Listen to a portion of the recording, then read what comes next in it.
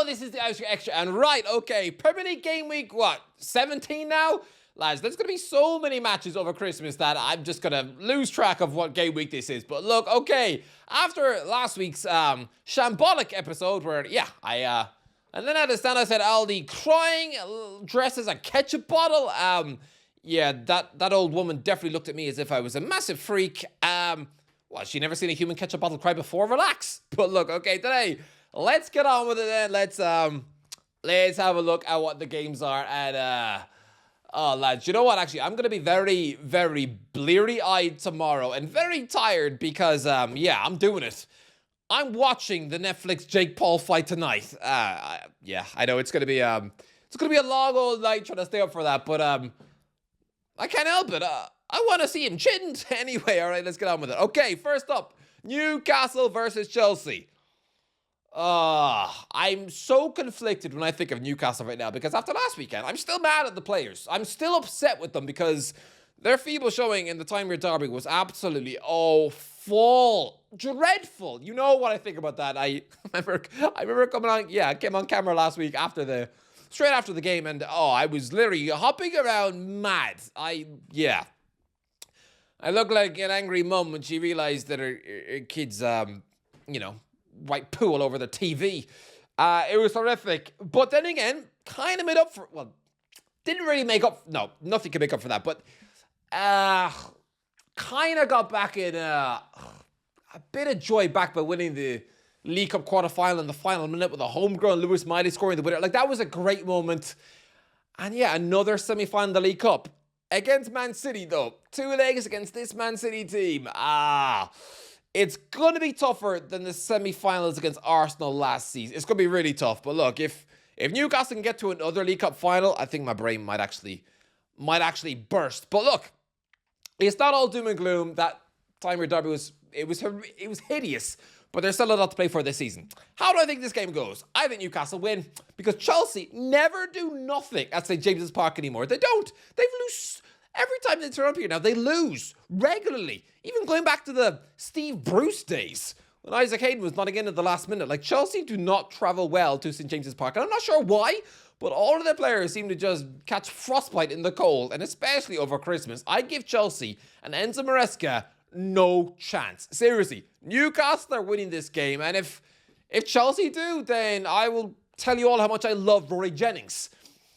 I don't, but look, I'm going to go with the Newcastle win. I'm going to go with a pretty comfy 2-0 win. Bruno Guimaraes, and why not? Another one for Lewis Miley. Why not? He's in such a good goal-scoring streak at the minute. He's absolutely living the dream. I haven't seen a Geordie burst on the scene this well since Sean Longstaff. Kind of feel sad now. All right, next up, Bournemouth versus Burnley. Look, I know I was upset at Bournemouth for a couple of weeks after they lost to Sunderland in the last minute, and they had me doing some ridiculous forfeit outside Aldi. But I think I'm back to loving Bournemouth again because that performance at Old Trafford was saucy. How many teams, go 3-2 up at Old Trafford and go 4-3 down and then collapse? I've seen it before. I've seen Newcastle do that before. Literally, I was going to say Boxing Day, but it's Stephen's Day, okay? If I go back to Ireland and say Boxing Day, I think my mum would fully chop off my nose and eat it in a sandwich. So, on Stephen's Day, 2012, Newcastle literally 3-2 up at Old Trafford and lose 4-3. Game over. Done and dusted. You don't come back after that. I've only ever seen one team in history come back from 4-3 down against Man United to get a result, and that was Everton in 2012. I mean, well, maybe West Brom in Fergie's last match, but that was a crazy 5-5. That shouldn't count. That was like the last day at school. So for Bournemouth to come back and Eddie Cooper Jr. to nestle in a late equaliser, and for the Cherries to nearly win at 5-4, Sen Lamens having to make 2 brilliant saves in the final minute from David Brooks, Bournemouth are back, and Burnley have given up. They have. I mean, does Scott Parker actually think he can keep this team up? He's got less chance of doing that than he had when he gave up on Bournemouth after they lost 9 at Liverpool a couple of years ago. Remember that, when he pretty much walked out of them in August? Yeah, the state of Burnley is so much gloomier than what that Bournemouth team was. And sorry, I feel like I got a fur ball on my mouth. That's what I get for licking stray cats. But no, look, it's going to be a glorious win for Bournemouth to beat their previous manager who gave up on them. Fully gave up on them. Seriously, Scott Parker and Bournemouth fans, he must be like that teacher at school who told you were never going to do nothing with your life. I mean, in my case, that teacher was right. But no, look, I think, yeah, I think Bournemouth are going to win this pretty easily. 3-0.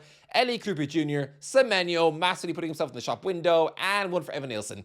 3-0, lads. If Burnley get anything here, then I will spend an entire minute telling you all how much Andoni Iraola is a fraud. Ah, that sounds kind of sad. Next up, Brighton versus Sunderland. Brighton win. Look, I still think Sunderland are going to collapse. I know they're massively buoyed by their win in the Tyne-Wear derby, but on reflection, Newcastle had just played away in the Champions League a few days before, while Sunderland had a whole week to prepare. So, you know, and I'm not sure if the players have gone to AFCON. Yeah, I think they might have, though. So I think Sunderland, I'm pretty much going to tip Sunderland to lose every game for the next month, pretty much. And by the time their star players return, they're going to have slid down the table to about 14th. So, yeah, I'm going to go with a Brighton win. I'm going to go. Look, Sunderland fans laughing. Danny Welbeck scored 2 against Newcastle. The old Mackin boy doing it. How do you like it when he does it to you? 2-0 Brighton, a Welbeck brace. I'm very confident about this. And if Sunderland get anything here, then I will stand outside Aldi and squeal to anyone who listens that the Jake Paul fight was rigged. All right, next up, Man City versus West Ham. Okay, I'm just going to let you in. There's going to be very few games this season where I don't tip Man City to win because I don't think I've ever been more sure about a team winning a Premier League title than I am Man City. Not at this stage of the season. Really, like I believe Man City will win this league more than I thought Liverpool would a year ago. And Liverpool were racing clear 12 months earlier. So I really, really think... I've been thinking Man City are going to win this for months now. And they've slowly closed the gap on Arsenal. And if it weren't for a last-minute Wolves own goal last Saturday night, Man City would right now be top. So absolutely. Cherki and Haaland are clicking. Yeah. I'm going to go with a 3-0 Man City win. Cherki, Haaland, and Foden. The 3 informed players in the team. Yeah, easy peasy. And if West Ham get anything, then I will eat 100 cauliflowers. And also admit that Arsenal are going to win the league. But no, I'm so steadfast in my determination that I think Man City are going to do it. So, no. Anyway, next up, Wolves versus Brentford. Look, today I'm doing an entire video on how much I feel bad for Wolves. Are they going to enjoy that video? Probably not. Because if being bottom of Christmas on 2 points wasn't bad enough, then having to soak in pity from somebody who looks like an Irish goblin, I'm going to go with a Brentford win. What, you think I'm going to tip the team who are stuck on 2 points down the bottom to get anything? No, they'll be insane. They've lost 9 in a row, and I think the Bees are going to make it 10, 2-0, Igor Thiago and Keane Lewis Potter. No, why do I always pick Lewis Potter? No. Is Damsgaard fit?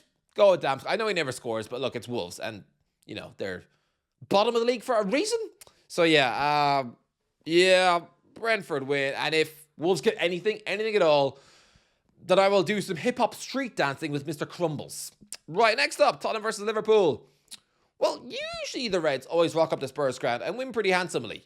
Like, was it last season, the 6-3? And I remember 5-0s in the past, and other ones in there. Yeah, where Liverpool just feast on goals when they rock up a Spurs, no matter what stadium Tottenham are in. So yeah, I mean, it's mad to think this was fairly recently a Champions League final. Spurs actually got to a Champions League final. I know that seems so surreal now because they've literally done nothing since they got there. Look, I said last week that Liverpool's crisis wasn't over. Okay, I don't think it is. But remember how Chelsea cleaned up their act after the Christmas 2015, where they stopped losing matches but got a whole load of crazy draws under Gus Hiddink? I think it could be something similar to this. I think Liverpool might have solidified their defense a little bit, but I don't think they're back to normal. So I think they could be in for a mountain of draws. But yeah, Liverpool over the last month is dropping Salah. It reminded me a bit of Chelsea under Hiddink, where yeah, it was a bunch of 2-2s and 3-3s instead of losing every week like they did under Mourinho for some bizarre reason. But look, I'm going to go with a draw for this one then. I'm going to go with a crazy 3-3. There's always goals in this fixture. So yeah, Kola Moani, Richarlison, and Mickey van den Ven, fresh from his overlap fame. I didn't watch it. Why would anyone want to watch a full interview with Mickey van den Ven? What's interesting about it? He's a Tottenham centre-back. If Gary Neville got Zidane on or Mourinho, I'm all ears. But a Spurs centre-back? The Dutch Jonathan Woodgate? Weird. Very weird. But, 3-3. And for Liverpool, the 3 goal scorers, McAllister with 2 and Szoboszlai. Okay, next up, Everton versus Arsenal. 1-1. Yeah, I'm going to say it. I think Arsenal trip up here. And don't look at me like that with that aghast look. You nearly tripped up against Wolves at home last week. This is where the Arsenal wobble usually starts around Christmas time. So yeah, I'm going to go with a 1-1 draw. I'm going to go with a late Dewsbury Hall equaliser after Martinelli opens the scoring.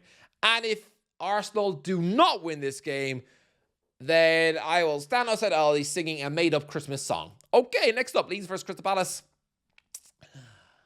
I do think Leeds will go down. I still think Leeds will get relegated, but they are in a good moment right now. So with Crystal Palace maybe labouring after their European match midweek, I say a draw. I think 1-1 with 2 forgotten English goal scorers who are in surprisingly decent form this season. Calvert-Lewin and Eddie Nketiah. 1-1. Okay, next up. Aston Villa versus Man United. Villa win? Villa win. Of course, they're going to make it 10 out of 11. 10 out of the last 11 matches, they're going to have won 10, which is unbelievable behavior. It's crazy. And I really do think they're in a title race, and I would not be shocked. Actually, I'm going to call it now. I think at some point this season, very soon, Villa overtake Arsenal in the league. I think that could happen this weekend then if they win this match, and I think they will. 2-0. 2-0. I'm going to go for an own goal from Luke Shaw and Ollie Watkins finish late on to seal the win. 2-0 Aston Villa win. And if Villa lose this game, then I will throw hot chocolate in my face. Next up, Fulham versus Nottingham Forest. The last game before Christmas. 0-0. Anyway, that's the video. Let me know, what do you think? Let me know, have I got this all wrong? Have I got this all right? Let me know in the comments. If you enjoyed it, don't forget extra videos. I'll talk to you. And oh, by the way, happy Christmas. No, I'll do a video for Christmas. It's fine. It's fine. All right. See you in a bit. Bye. I mean, I'll waffle you in a while. Yeah, just saying bye felt weird.